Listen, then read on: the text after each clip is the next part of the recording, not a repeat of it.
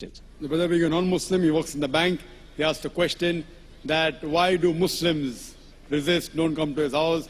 Because he's earning money from interest. What does Islam have to say about interest? And he finds the difficulty mobilizing fund from the Muslims.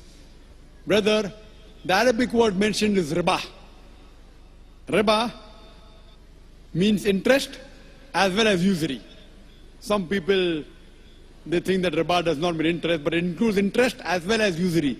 Interest, according to the dictionary, means money earned on money lent.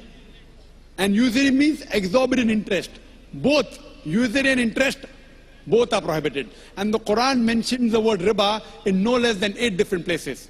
In Surah Al-Imran, chapter number 3, verse number 130. In Surah Nisa, chapter number 4, verse number 161.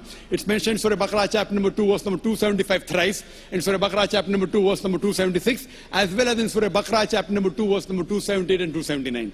I'll just translate the last verse.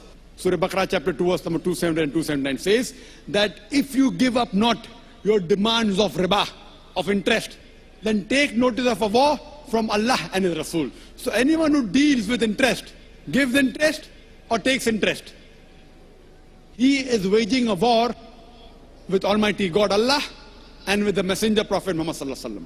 It is one of the major sins in Islam. One of the major sins. And one of these says, one of the lower level of interest is equivalent to doing zina, adultery with your mother. Now what is the logic behind it? You can hear my talk on interest-free economy promulgated by the Quran. It's a big talk. Logically for me to prove to you why interest is haram, it will take a few hours, which will not be possible now. But in short, the reason interest is prohibited because it makes a rich person more rich and a poor person more poor. And furthermore, interest encourages many evils. Like if you know in the 80s, most of the bank, they funded gambling dens, they funded alcohol bars, etc. In Islam, we believe in profit and loss sharing. See, today, you being a banker, you know, the company which has the least debt is a better company. This interest was started by King George V, the banking system. He is the main culprit. Previously, it wasn't there. And now, to make the rich people more rich. If a poor person wants loan from a bank, it's difficult. You want to see what is his asset, how much is he earning. So it's more difficult for a poor man to get loan.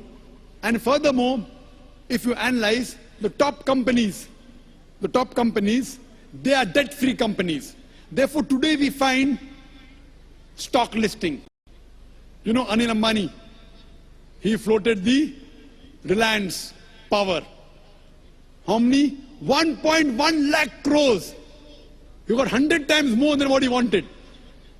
No bank could have given him so much money. What he did? He floated stock. What is stock?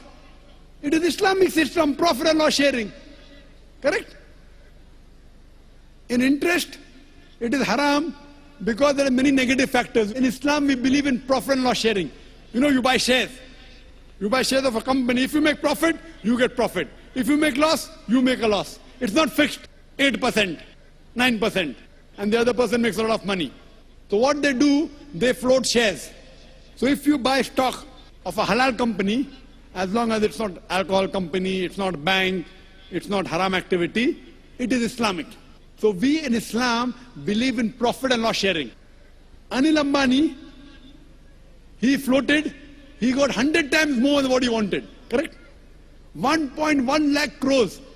In 1 hour itself, he got more than 10 times than what he wanted. Why? People thought, okay, if I invest with Anil Ambani, I'll not get that fixed 8%, 9%, 10%.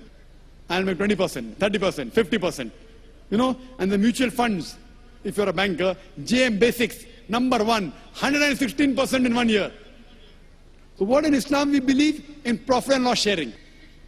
That's the reason riba, fixed interest, fixed amount on money earned on money lent is haram. For more details, refer to my video cassette, Interest-Free Economy Promulgated by the Quran. That's the reason if you change your bank from a conventional bank to Islamic bank, inshallah you'll have Muslim customers, inshallah.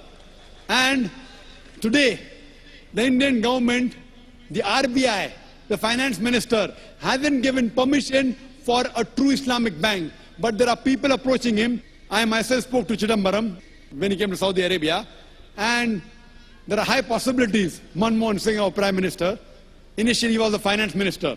He understands finance better. There are high possibilities, inshallah. He is studying the system. Along with the Prime Minister, Manmohan Singh, and the Finance Minister, Mr. Chidambaram, there are high possibilities very soon that we will have an Islamic system. And you surely see to join an Islamic bank. That's the reason today Citibank has Islamic window, HSBC has Islamic window. Most of the international banks have Islamic window. Why? Because they find they'll make more profit and they'll give more profit to the clients. It is Islamic. So if we follow the Sharia, the Quran and Sahih Hadith, you also earn and you let others also earn. Hope that answers the question, brother.